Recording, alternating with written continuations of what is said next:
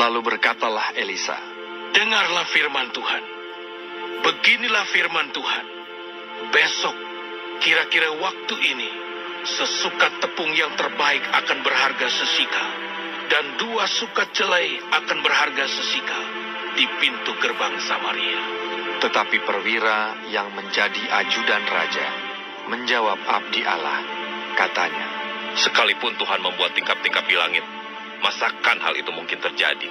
Jawab abdi Allah, "Sesungguhnya, engkau akan melihatnya dengan matamu sendiri, tetapi tidak akan makan apa-apa daripadanya." 4 orang yang sakit kusta ada di depan pintu gerbang. Berkatalah yang seorang kepada yang lain, "Mengapakah kita duduk-duduk di sini sampai mati? Jika kita berkata, baiklah kita masuk ke kota, padahal dalam kota ada kelaparan, kita akan mati di sana. Dan jika kita tinggal di sini, kita akan mati juga. Jadi sekarang, marilah kita menyeberang ke perkemahan tentara Aram.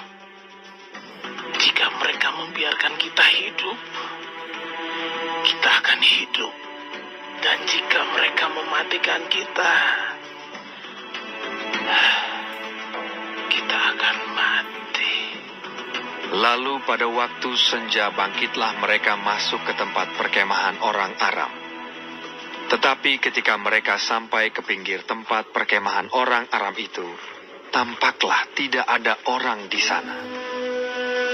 Sebab Tuhan telah membuat tentara Aram itu mendengar bunyi kereta, bunyi kuda, bunyi tentara yang besar, sehingga berkatalah yang seorang kepada yang lain, "Sesungguhnya Raja Israel telah mengubah raja-raja orang Het dan raja-raja orang Misraim melawan kita, supaya mereka menyerang kita."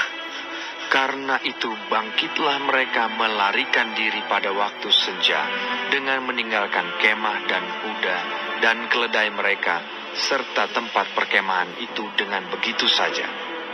Mereka melarikan diri menyelamatkan nyawanya. Ketika orang-orang yang sakit kusta itu sampai ke pinggir tempat perkemahan, masuklah mereka ke dalam sebuah kemah, lalu makan dan minum. Sesudah itu mereka mengangkut dari sana emas dan perak dan pakaian. Kemudian pergilah mereka menyembunyikannya. Lalu datanglah mereka kembali, masuk ke dalam kemah yang lain, dan mengangkut juga barang-barang dari sana. Kemudian pergilah mereka menyembunyikannya. Lalu berkatalah yang seorang kepada yang lain, "Tidak patut yang kita lakukan ini. Hari ini ialah hari kabar baik, tetapi kita ini tinggal diam saja. Apabila kita menanti sampai terang pagi, maka hukuman akan menimpa kita. Jadi sekarang, marilah kita pergi menghadap untuk memberitahukan hal itu ke istana raja." Mereka pergi, lalu berseru kepada penunggu pintu gerbang kota, dan menceritakan kepada orang-orang itu. Katanya, "Kami sudah masuk ke tempat perkemahan orang Aram, dan ternyata tidak ada orang di sana, dan tidak ada suara manusia kedengaran. Hanya ada kuda dan keledai tertambat, dan kemah-kemah ditinggalkan begitu saja." para penunggu pintu gerbang menyerukan dan memberitahukan hal itu ke istana raja. Sekalipun masih malam, raja bangun juga, lalu berkata kepada para pegawainya, "Baiklah, aku terangkan kepadamu apa maksud orang Aram itu terhadap kita. Mereka tahu bahwa kita ini menderita kelaparan. Sebab itu, mereka keluar dari tempat perkemahan untuk menyembunyikan diri di padang. Sambil berpikir, apabila orang Israel keluar dari dalam kota, kita akan menangkap mereka hidup-hidup. Kemudian kita masuk ke dalam kota."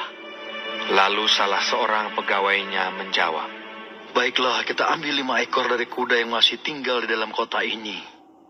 Tentulah keadaannya seperti seluruh khalayak ramai Israel yang sudah habis mati itu.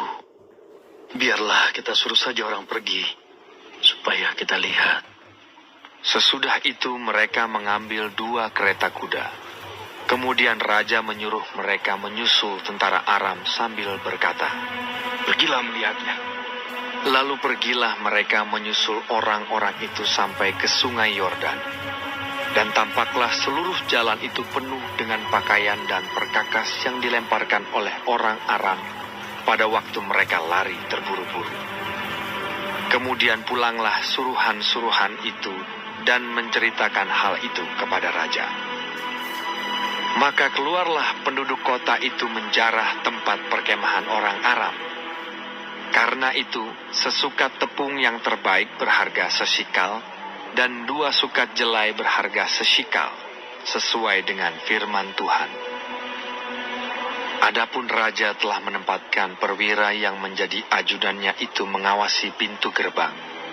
Tetapi rakyat menginjak-injak dia di pintu gerbang, lalu ia mati sesuai dengan perkataan abdi Allah yang mengatakannya pada waktu raja datang mendapatkan dia.